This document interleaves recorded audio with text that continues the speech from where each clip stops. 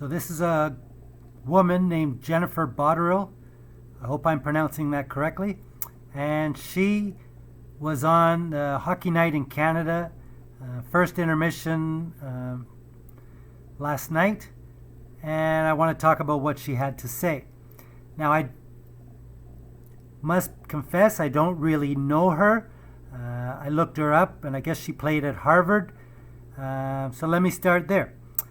Since I was 8 years old, I would go to St. Lawrence University to watch my brother play there, and they played Harvard quite often. And my brother was, I think, the best hockey player other than Bobby Orr, Wayne Gretzky, and Bobby Hull that I ever saw, and many other people agree with me. He played with Guy Lafleur in the Pee Wee tournament in Quebec City. He played with Larry Robinson in Junior A and Tier 2, that is. And then a famous hockey player, Peter Mahavlich, told my brother, "You need to play Junior A Tier 1."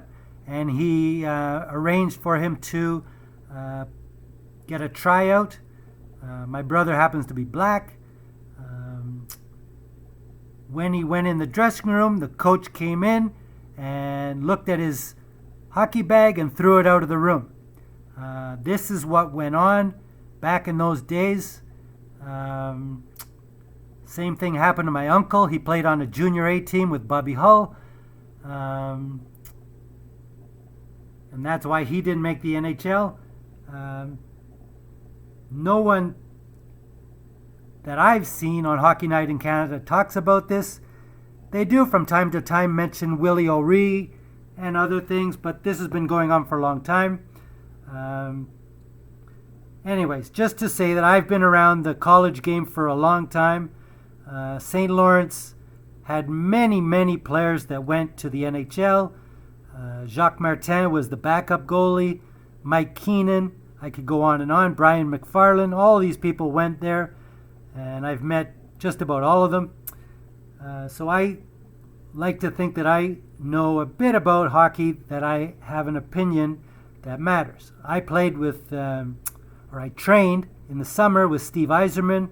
I knew right then and there I wasn't going to go to the NHL because he was that good. So I found other things to do. But I still enjoyed hockey up until a certain time.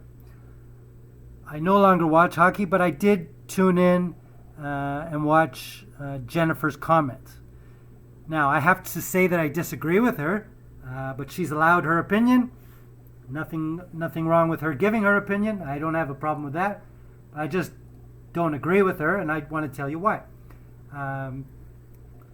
Her, how do you say it? Her idea of solving the Kyle Beach incident and other incidents like it is to have a coach go on a seminar. I cannot believe Kelly Rudy or Ron McLean did not ask any follow-up questions to this argument or take issue with it. This is a naive opinion to me in the utmost. Tell me how going to a seminar would have stopped Graham James. Explain that to me. Does anyone remember what Mike Danton went through? That was a horrible, horrible experience. Theo Fleury, Sheldon Kennedy. A coach going to a seminar wouldn't have stopped either of those three incidents. And I'm really disappointed that nobody pointed that out to her. But here's my main point.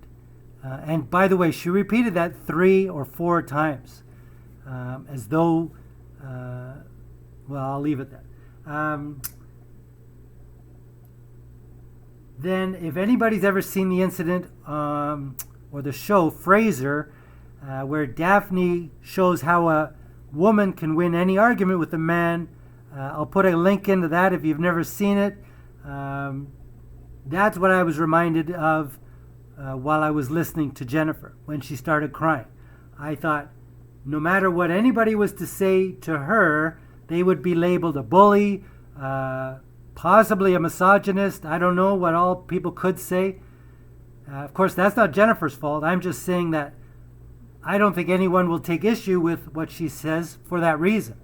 And I'm not about to be the one to do it either. I'm just pointing out that's what happened, and anyone who's chooses to take issue with what she had to say needs to be aware of that fact, as I am totally. So I just think that going to a seminar alone will do nothing. And that's just my belief. If she happens to believe opposite, then she's entitled to believe that. I just think it's quite naive. So that's my short take. I was sitting here minding my own business, thinking, don't do that video, and then I could no longer think about anything else. So I thought, at least if I give my opinion, then I'll be able to go back to my studying. I just think that Ron setting up the talk and then handing it to Jennifer and then her saying that and then crying isn't a mature way to talk about this issue or a way to deal with it. It seems like they won't bring it up ever again to me, and then it'll be over, and they can say, well, we talked about it. I don't think they've talked about it seriously, or at least not in a respectful way. And Kelly Rudy, I thought, did a disservice by mentioning that there was an incident that he's aware of, but then didn't give any details, didn't give any names. So that's kind of leaving a firecracker on the desk and then not dealing with it. This is what happens in hockey. I remember Gary Lehman, 50-goal scorer for the Toronto Maple Leafs, and then they asked Don about it. He didn't say anything. I remember going into work the next day and asking a friend what he thought about it, and he said the reason Lehman was traded is because he had an affair with Ali Afridi's wife. This goes on in the NHL all the time. Ted Nolan with the goalie's wife. Rick Bowness, he was the coach of the Ottawa Senators. If you don't know why he was fired, look it up. It's online. I happened to be in Ottawa at the time. Now he's with Dallas. This happens all the time in the NHL. How many people have used cocaine and then just trade them to a different team? Steroids, Cordic, and all. I mean, Hockey Night in Canada wants to act like this is an isolated incident, and it's not. Don Cherry likes to act like these are isolated incidents, and they're not. So before I start rambling, I'll leave it there.